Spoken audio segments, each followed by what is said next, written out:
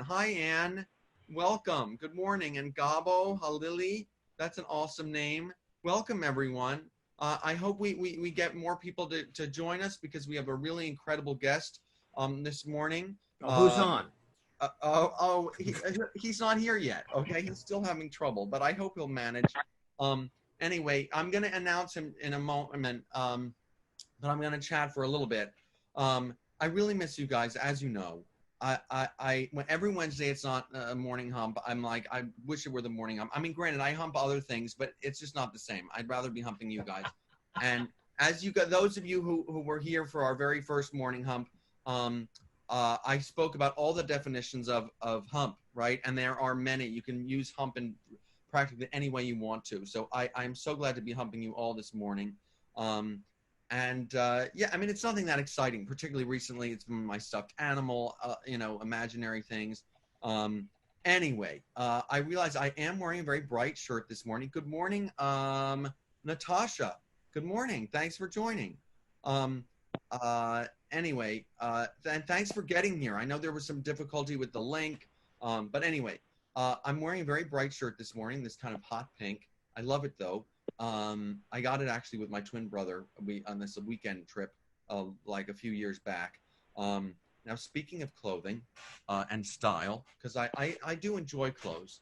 Um, I'm gonna leave. I'm not gonna delay that much with my monologue bit because I'm really excited to interview and to get to our interview with the guest this morning that I have.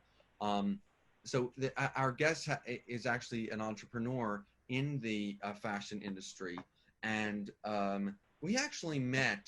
We met many years ago, and I wish Adam might be struggling, but Adam also was supposed to be here. Anyway, oh, fine. Oh, Sabrina's here now. Hey, Sabrina. Good morning, Sabrina. Everyone say hi to Sabrina. Thank you for making it through. I know it was a little bit of a challenge. I feel like putting my music on again. Anyway, but you remember how it goes. So so the guest who is actually here, he's a surprise guest. He hasn't been seen in a long time. He's actually been struggling a lot with Corona, and he apparently has been in some institution. But they have let him out kindly to join us this morning. He's not allowed out in the evenings, but up until noon he's allowed out, which is why we accommodated him.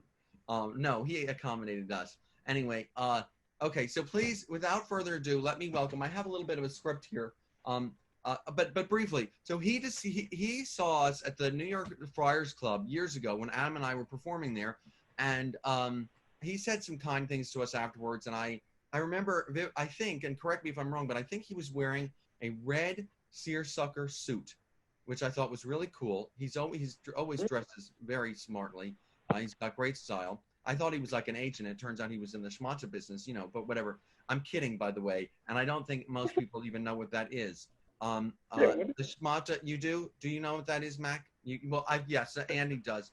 Schmata is well, most of us do, I guess. And it's not even accurate because he was only in that business briefly as a younger man, and he really, for most of his career, has been where fashion intersects with film, which is really interesting.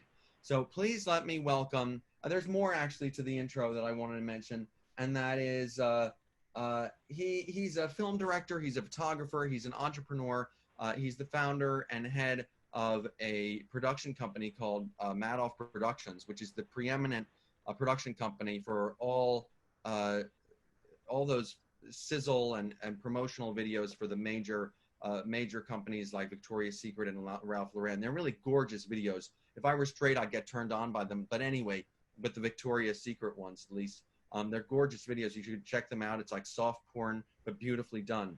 And he does them. Wow. He directs them. He's really a pervert.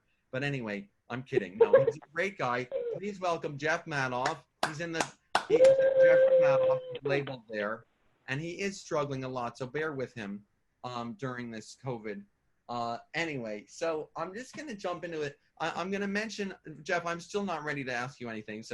But that's okay. Cause I know you're struggling with all of this, seeing so many people at once.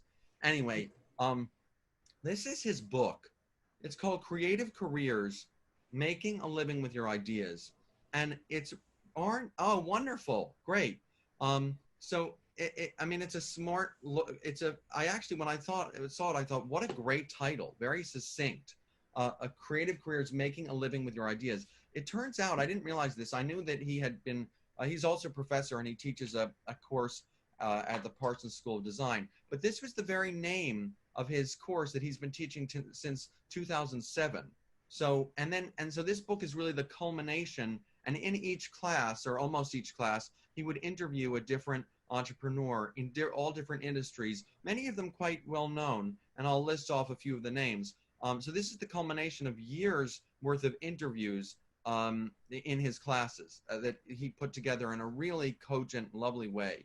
I actually think some of his own advice is just as important or as useful as those he interviewed. So anyway, welcome, Jeff. You can say hi now. Hi now. Okay, good. Thank you, Jeff. I thought that when I heard the name of your program, Morning Hump, I thought that was a physical disorder. Oh, no. We broaden that word hump. As I mentioned, hump can mean many, many things, including, enthusiasm for anything. It also can mean kind of humping out of bed. It means that apparently it's a British meaning of it. Anyway, so I spoke about that. Okay, so now I'm going to get to the questions actually. Oh, and just for some celebrity value, a few of the people that he interviewed included Dylan Loren of Dylan's Candy Bar. It's kind of impressive that I don't have to mention, it's Ralph Lauren's daughter, but she's created a brand unto herself. Carly Kloss, the supermodel he spoke with. Sabrina knows her, right? And I'm sure the others do. And met Tim Ferriss, who wrote the 4-Hour Work Week. So he's spoken to a lot of really impressive people. And thank you, more people, for joining us. I'm glad you were able to get in. Thank you. You missed the dancing, sorry, but welcome, Noah. Anyway, I've just been talking for a little while about our guest, Jeffrey. I call him Jeff Madoff, who has a lot of interesting things to say. And he just wrote this fantastic book, Creative Careers, Making a Living with Your Ideas. So now I have some questions for Jeff, and they are as follows. I'm going to start at the very beginning of your career. So in your early 20s, you created what quickly became a thriving clothing business, actually in Wisconsin. And within a few years, you had 2 factories and more than 100 employees, which is hugely impressive by itself. And we could have a whole other conversation about how you did that. But that's not my question. My question is, why did you leave? You were having a lot of success in that business at such a young age. Why did you decide to pick up and go? Well, I've regretted that decision for the past 45 years. Actually, what happened, can I, by the way, ask Ann and Gabo and Mia, anybody comes on to, since there's just a few of us, I'd love to see people's faces as opposed to their names on the screen. So if any of you can come on and connect, thank you, Mia. That would be great. And if you're shy or if you look terrible, don't worry, it's okay. But I appreciate that, Jeff. Go ahead. So, when I first started coming to New York to do business, so I started my company. I'm sure you guys have all heard of Footville, Wisconsin. I went to college at the University of Wisconsin in Madison, and had a double major in psychology and philosophy, and I was on the wrestling team. So that combination set me up for a career in film and fashion. And as I came to New York more often, the initial feeling that I had was somewhat being intimidated by New York, by the noise, by the hustle and bustle of it. I had never been on mass transit before. So coming into New York, selling the top stores in the country from a company that was based in Wisconsin was highly unusual. Soon, my feelings about New York changed. I discovered that I was in fact a stimulus junkie, and I wanted to be in the city. And my financial backer, who is a terrific guy, he owned 5 banks in Wisconsin. And the reason that he backed me is because I employed like 120 Wisconsinites, and they all banked at his bank. and he was a really good guy. But he made it clear from the beginning that he backed me for that reason. And at the beginning, I had no thoughts of moving to New York. When I did decide that I wanted to move, he said, I told you I would not back you if you moved. And I thought, you know, money comes and goes, time only goes. And it was interesting because a bunch of my friends and people I knew said to me, do you have a job lined up? I said, no. Do you have a place to live? No. Do you know anybody there? No. Aren't you afraid of what's going to happen when you move? I said, actually, I'm afraid of what would happen if I stayed. And I just was hungry to get to New York, to be around that kind of energy all the time. And so I negotiated a separation because it was like a marriage. We were partners, and closed the business and moved to New York. So I had a little bit of survival money saved up, and didn't have to work for about a year if I lived frugally, which I did. So I traveled all over the world, lived in different parts of New York a month at a time, and then started another business when I ran out of money. But that's a long answer to your question, but that's how and why I moved. I was seeking something different. Thank you. And I think it speaks to one thing. I think what you mentioned is the first, or among the first questions that you ask of your students in your class, which is you ask them to define success. So I was trying to kind of get at that. And at the time, you were no longer feeling kind of successful or challenged being in Wisconsin. Is that right?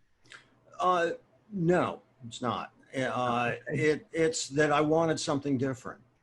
Okay. You know, I mean, it was in New York, there were lots of people doing things.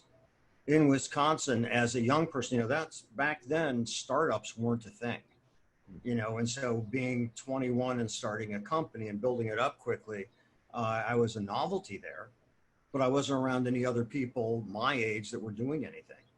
So I wanted to be in a more competitive and challenging environment, and much more exciting environment, and much more diverse environment. And that's why I moved to New York. Cool. And now, by the way, now you can't get Jeff out of New York. He doesn't leave the island. That's true. So it's interesting that you were intimidated by it at first on some level. Yeah, I never liked the sound of crickets. No. Or deers licking salt and things like that, right? Okay, good. Now, so what, given the title, Creative Careers, what is a creative career, in your opinion? Well, I believe that, let's first define creativity. And creativity, to me, is the compelling need to bring about a change. So I think there's too narrow a definition of creative careers and what creativity is. And I think that, first of all, being an entrepreneur is creative because you're starting from nothing and building something. So, you know, if you were figured out some new, fast, cheaper, painless way to whiten teeth, and you started a business around that, although it sounds a little banal, it is a creative thing to do, but you're making a change, you're doing something different.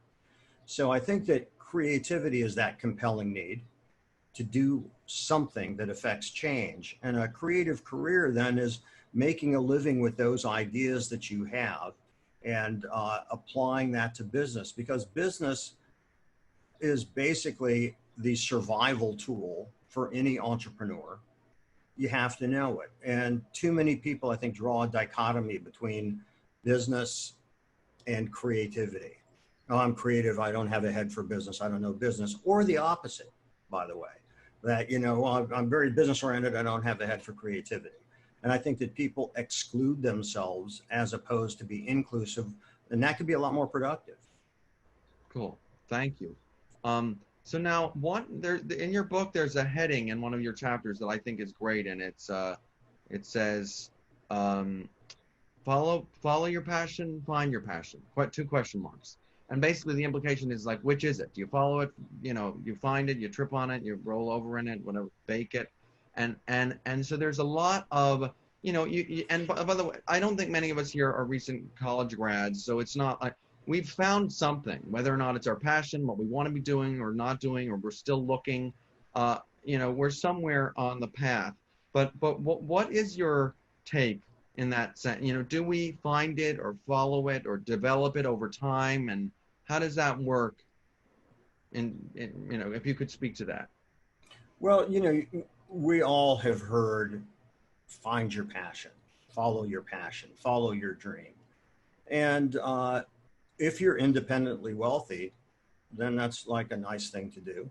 But for most people, what you need to do is also pay rent. You've got expenses. So is there a way to merge the two? The answer is yes. Although it involves both hard work and struggle. But yes, it's also, what is it that you are passionate about? And then is there the possibility to use that passion to fuel an actual business? I mean, when I met Todd and Adam at the Friars Club, since I have known them, I guess I was around 10, 12 years ago, something like that. Probably, yeah. Probably 10 years ago. Jeff thought we had a lot of potential. It turns out he was wrong. But, no, I'm kidding. Keep going, Jeff. There's a chapter in the book about unrealized potential, which is about Todd and Adam. And even though it's a sad story, you laugh while you're reading it because they're so damn funny. Thank you. You're welcome. What was the question? There's another question coming. No, it was just you were discussing about finding passion or developing it, and you were talking about which was actually my next question, or dealt with it, about how do you juggle for creative people following a creative career, whether that be there's one guy who's here who has a business where he sells labels for parties. That's what he does. Now he's doing backgrounds. He's trying to adjust to this coronavirus, and he's doing customized backgrounds, which I think is kind of interesting. So that's creative, but it's his own business, and I can't imagine, money's coming in all over the place. This is just one example. So how do you balance? This is a new question that's related to what you were talking about. How do you balance a creative career, being creative with the need to make money? Well, depending on what you're pursuing, like in your case, comedy. Mm-hmm. So you guys have done a number of things, whether you've gotten yourselves in front of audiences like Last Comic Standing, doing gigs around like you did at the Pit, and I don't remember the name of the other place, sorry. That's okay. But you developed a series and you kept at it. And there are very, very few overnight successes. And the main thing is, if you don't have perseverance and if you don't realize it's a struggle, none of this stuff happens easily. None of this stuff happens quickly. And so you guys are, a case in point. Your passion is performance and comedy. You have stuck at it for all this time. You've had some successes. You've hit obstacles, but you've never given up because it's so important to you. Mm-hmm. And so I think that, that's what it takes. And we mostly hear the stories of these outsized successes. And oftentimes success is people determine it by how much money they make. But, can you make a lot of money? And if you are making a lot of money, but you're miserable at what you're doing every day, is that success? Or if you're able to support yourself doing what you really love, but you're not, you don't have 3 homes and 4 cars, can you be successful? So I think success and fulfillment in defining what that means to you is the first step in all of it. What is success? What does that look like? And I don't think most people ask that question of themselves. And I think that's really important, because if you're not fulfilled, can you be successful, even if you're doing well financially? So I think that there's a lot of personal questions. I don't have the answers, but there's a lot of personal questions you have to ask yourself. And, when you are trying to embark on a creative career, be it comedy, be it painting, be it the teeth whitening, whatever, it's important to realize you can't be the only person in love with your idea. You have to have a proof of concept. You have to know there's other people out there. Do audiences keep showing up to your comedy shows? You know, No. is there a market? You know, is there a market for what you're selling? And you have to also talk to people who are making a living doing that, because friends and family, you know, don't necessarily know what it takes to make it in that business. So you want to get advice from people who are actually doing it. That's why we listen to Fauci and not Trump. You know, you want people who actually know what they're talking about, not some fool who just gives you platitudes about how great things are, or that they believe in your talent blindly. So, you know, it's hard. I mean, you know that. I don't know what the other people here do, but you know that it's tough. It is a struggle, and that's the thing that most people don't talk about. And I think that sets up a false expectation for people who are trying to embark on their own careers, that somehow if they don't make it quickly, something's the matter. It doesn't happen quickly, except in rare occasions. Thank you, Jeff. And now our next guest. Thank you. I'm kidding. No. Wonderful meeting all of you. And no, I'm totally kidding. There's no next guest. We've got a lot more to talk about with Jeff. So, thank you. And you're touching on, you're jumping ahead in a good way, because my next question dealt with risk and you know, taking smart chances. And is there a difference between risk and, you know, foolishness? Taking, you know, healthy risk and not. So I'm going to reference a movie that's, you know, it's fun to watch, crappy movie, but really fun to watch. Just a show of hands, how many of you have seen Enter the Dragon, the Bruce Lee movie? No? Oh, okay. A couple of you have. What's great about the movie is there's one scene in there that I really like. The fight scenes are really awesome. If you like watching those martial arts movies, they're fun. But Bruce's nemesis at the beginning of the film holds up a board right next to Bruce's face. Bruce doesn't blink. And the guy bangs, breaks the board right next to him. Bruce doesn't blink. And he looks at the guy and says, "Boards don't hit back." And one of the things that you don't learn in school is that life hits back, and it hits back all the time, and you need to be prepared for that.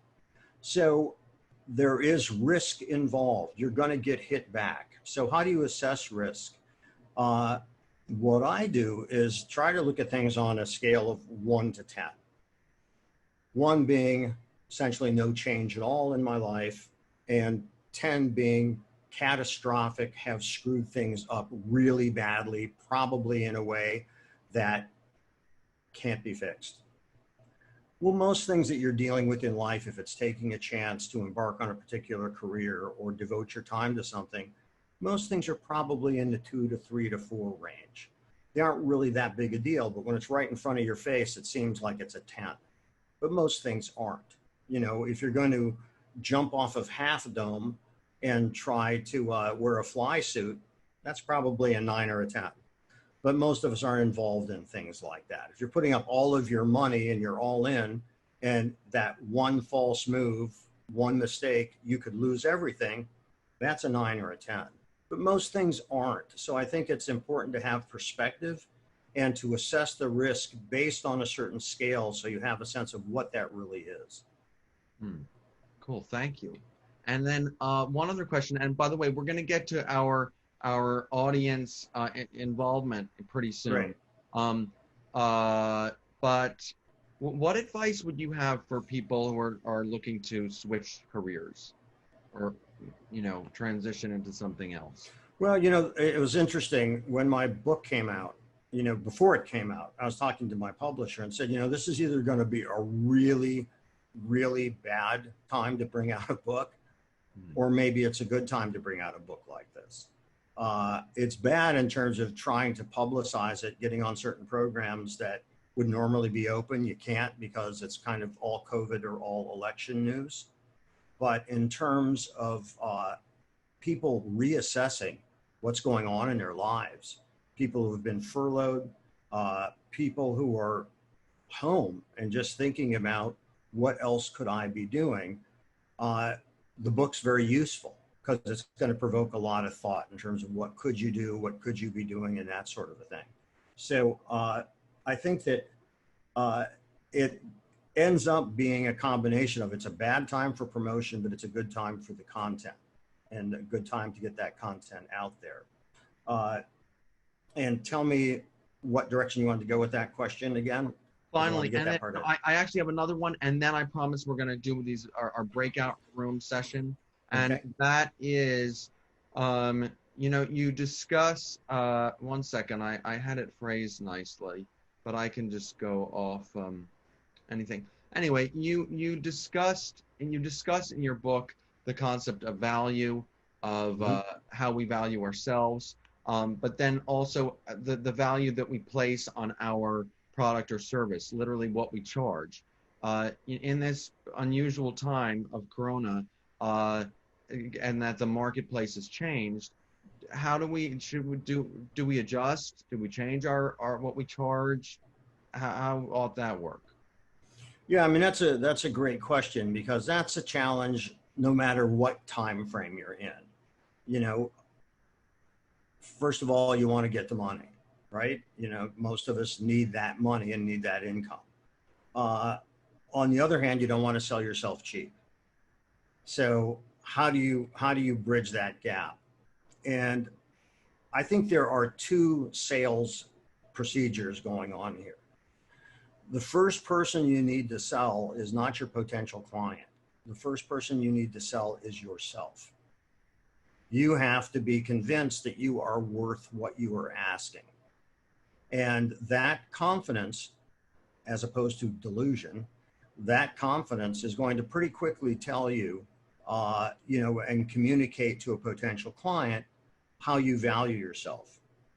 You can always negotiate downward. It's rare to say for somebody to say, you know, you're worth more than that.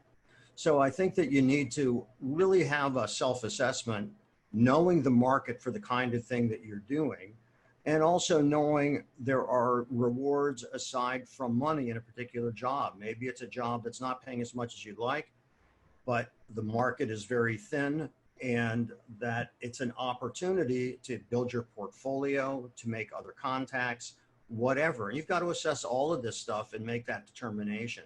But the worst place to be is valuing yourself from a point of fear.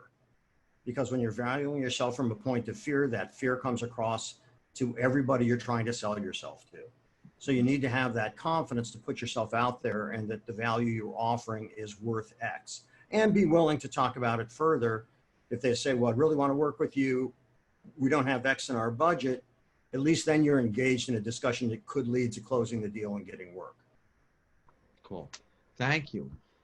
Really great stuff that you've been saying. I just made all this shit up too. I know, but you're a great bullshit artist. Anyway, thank you. Okay, so I have a feeling that some people may even want to ask you questions. So does anyone have a question? If so, raise your hand physically, because we normally go to the breakout session. Okay, we're gonna do the breakout session though. Why don't you raise your hand mentally?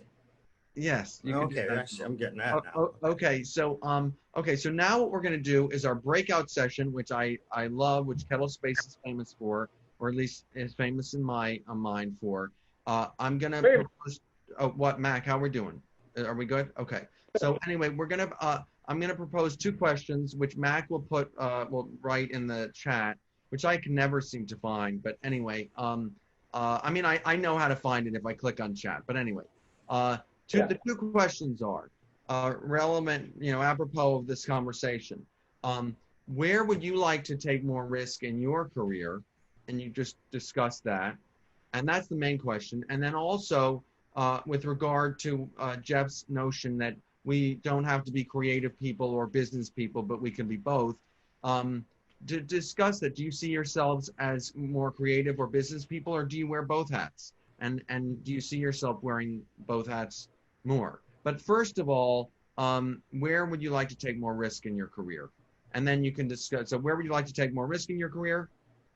And then the creative versus business side of yourselves, and that you can actually be both. So let's break them up, and let's talk about that, and then we'll come back and we'll have a discussion with Jeff. Jeff actually may end up in one of your groups. Is that okay, Jeff? Sure. Okay, cool. Okay. Thank you. Okay. Thanks, Mac. Breakout room. I'm about to open. Flooding back.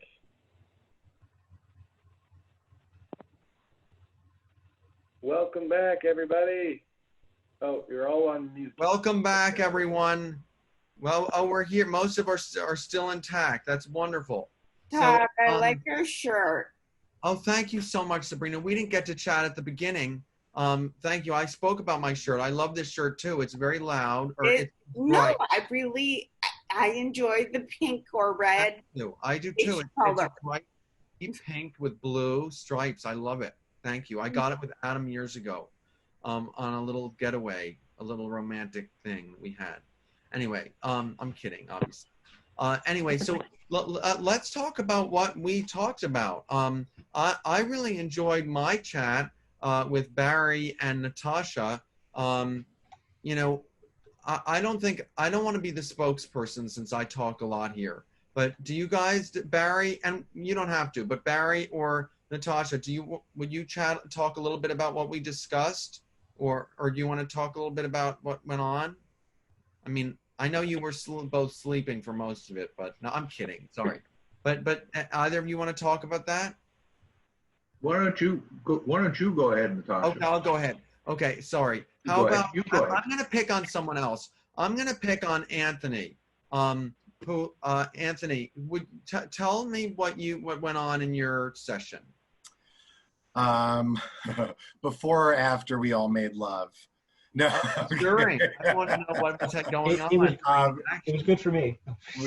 Nice. We had a very lovely conversation about the topic, which was, are you a creative or are you a business? And, or both. Or both. I guess you could be both. I guess that's also an option. Yeah. And you could be creative with business. So It was good. Everybody had I'm trying to summarize what was said. Everybody was able to kind of share where their strengths were and what their goals are in the immediate. So it was good. Nice. Cool. And who were you with? I was with Gabo and Andy and Kettle Space That's Waving. Okay, great. How about Mia? What were you were you with Jeff by any chance? Yeah. Not lovely. Yeah, I was with Jeff and Sabrina. Nice. What did you guys really engaging conversation, yeah. Yeah, can you tell me a little, can you share with us a little bit about, or Jeff can, but go ahead.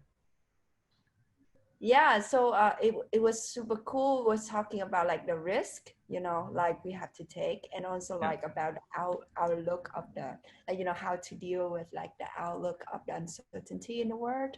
And we had a chance to hear about Jeff endeavors in writing books, and he having a play next year in April. Yeah. Yes, I know. Jeff is also a playwright. Yes.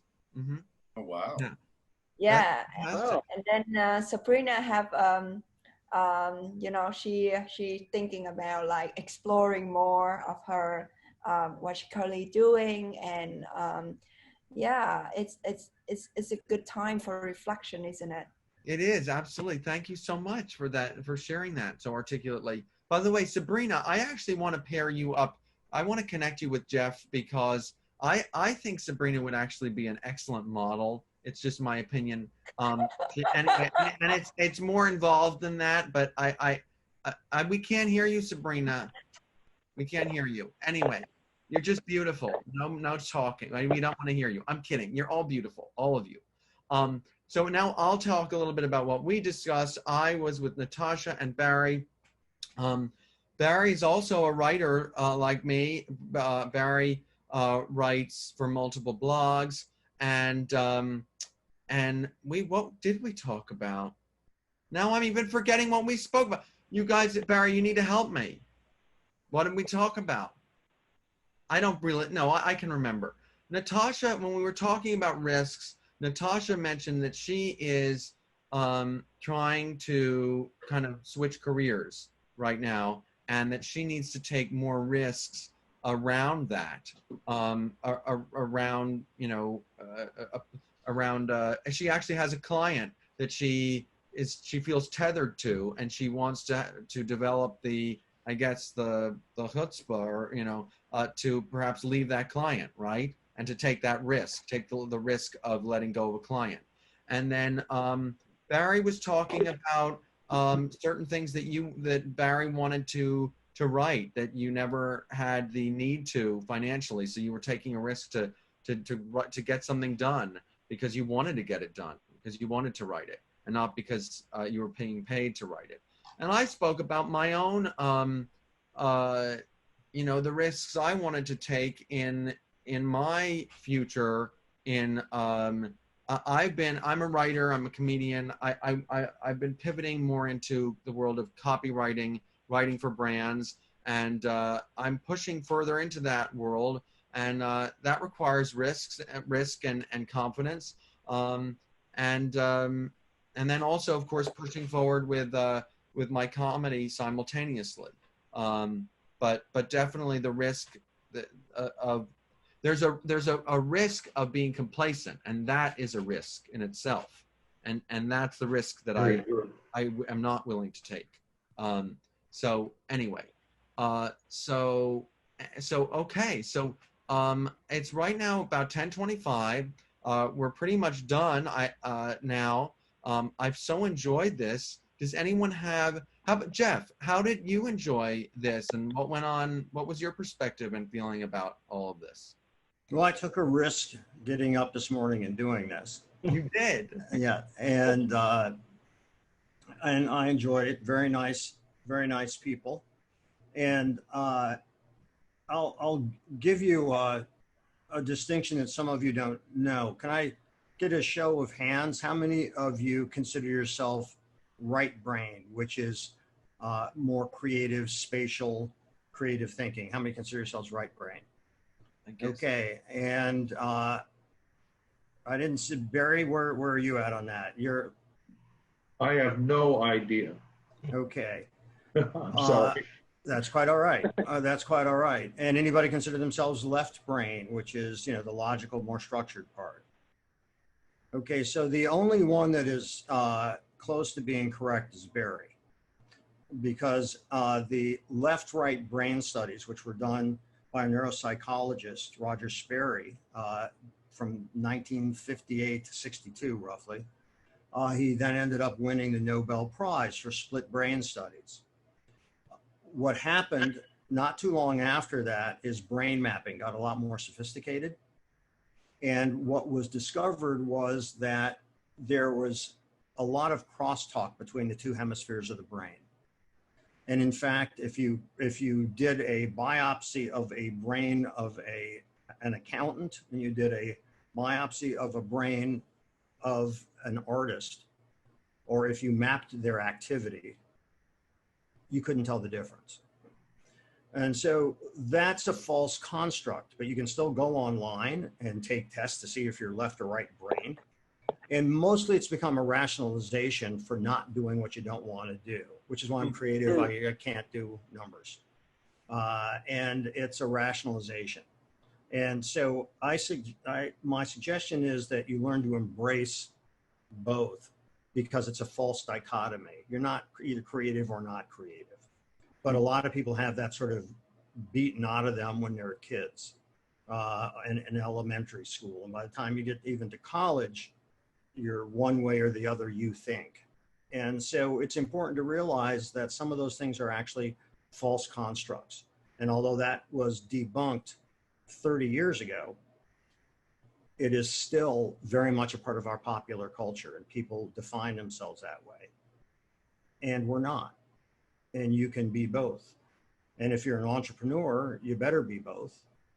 But even if you're a comedian, to know what you have to charge, how many seats you have to fill up, all these different kinds of things so you don't get taken advantage of. Those are all important. So I just wanted to leave you with that, is none of you are either left or right brain. You have all of that. Then it's up to you as to how you employ all the neurons you've got firing up there. Awesome. Thank you, Jeff. But I wanted to ask Natasha, by the way, you did a shout out to Madison. Did you go there? Yeah, I'm from Wisconsin as well, and then I went to Madison, and then I was too restless and moved to New York. So very similar story, except I didn't have a clothing company. Okay, I'm not from Wisconsin. I'm originally from okay. Akron, Ohio. Okay. Cool. So guys, thank you so much. I have loved this. I hope you all enjoyed this as well. And I do again want to encourage you to get this book, Creative Careers. I had to read this because I had to do this thing. Otherwise, I didn't really care to read it. I'm kidding. But no, I was forced. I read it passively, and then I read it much more aggressively recently, and I got a lot from it. What we've discussed are just some of the topics within here. There's a lot more. And it's not like a huge book, but it's very doable. It's very readable too. It's a great book. So I recommend you guys get it. Creative Careers, just go on Amazon. And I love you all. And I hope you join in 2 weeks from now on, I think is it the 15th, right? Or, right, Mac? No. Anyway, 2 weeks from now, you guys will get emails. Gabo, I'm sorry we didn't get to chat. I want to give a shout out to Andy Alston, by the way. Andy, you're one of my favorites. Thanks for always joining. And Sabrina and Barry and Anthony. I love you all. Join me next week, or rather 2 weeks from now. Wait. And I'm gonna, sorry? Sorry, Matt.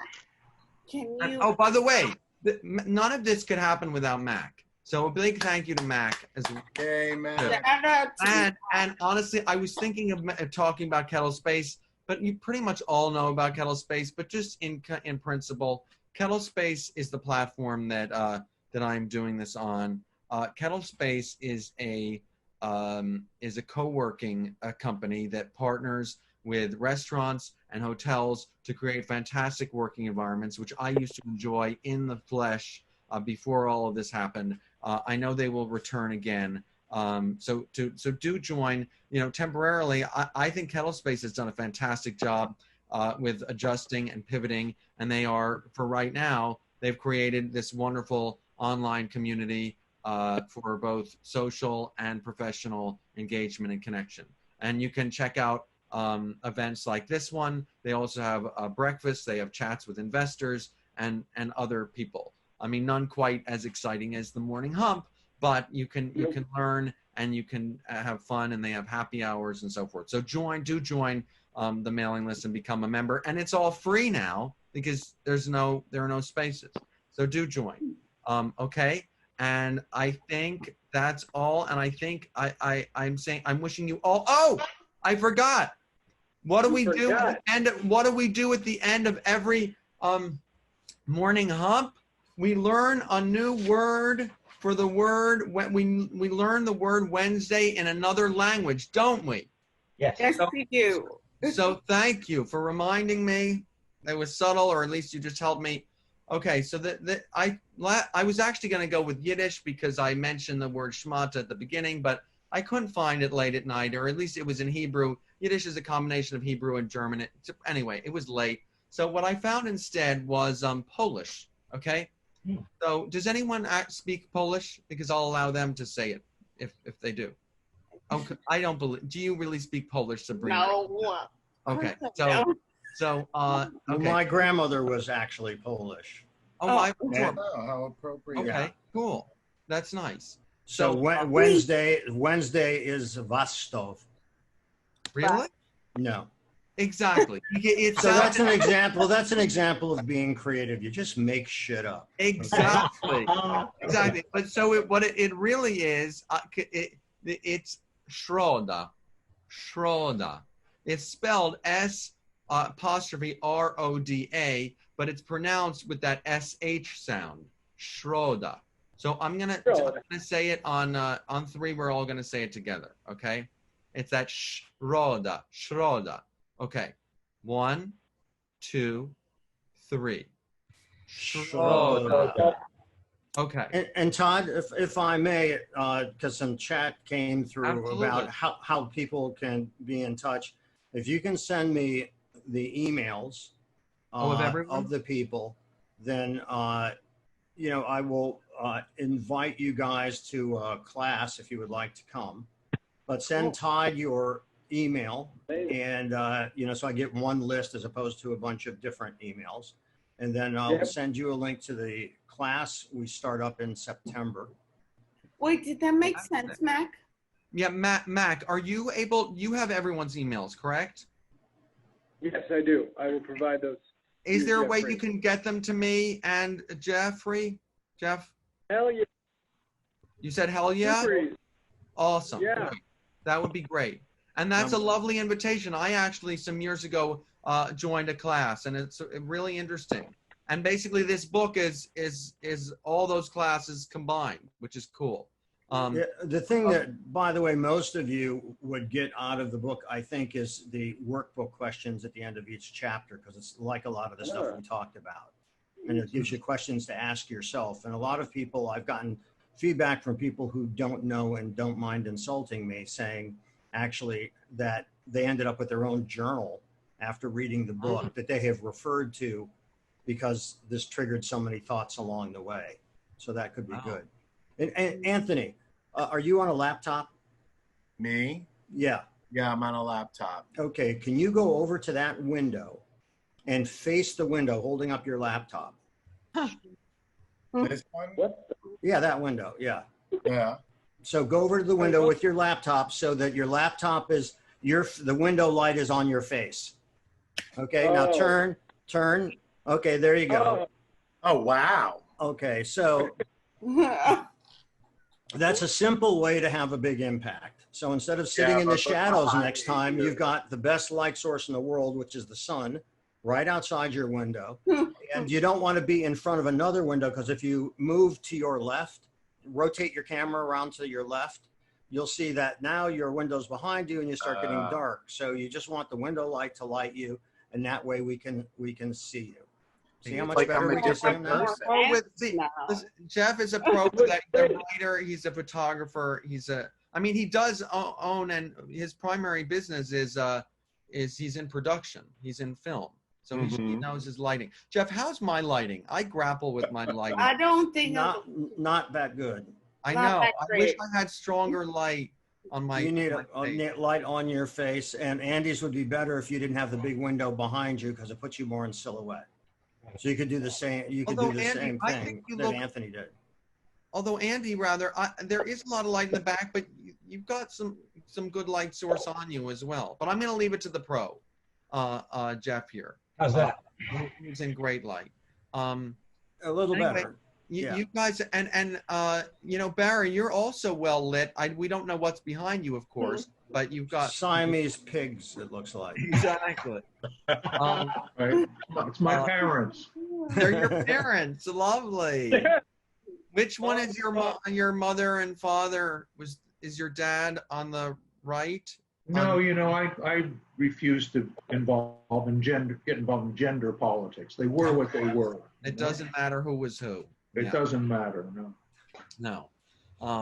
Well, you guys are great. I'm wishing you a wonderful Wednesday and a wonderful rest of the week. And I feel like doing this every morning. But no, honestly, do some of you wake up on a Wednesday when it's not the morning hump and you're like, damn, I wish Todd were here and we were just doing this? You do? Yeah. Thank you, Andy. Sure. Listen, you know something? We can do this we can hang out like on the Wednesdays that it's not the morning hump. We can just have an informal hangout if you want. I mean, and yeah, Jeff is up for it. He's been every Wednesday. Jeff calls me. I finally had to say, okay, we'll interview you, and because he wanted to. And thank you for honoring that request. Yes. But no, really, thank you all. Thank you, Jeff, for being here. My pleasure. This. Thank you all for being here. Honestly, this wouldn't have been anything if you guys didn't show up. So love you guys. Thank you, Kettle Space. Thank you, Mac. Thank you, everyone. Thank you. Very nice. Thank you, Jeff. Thank you.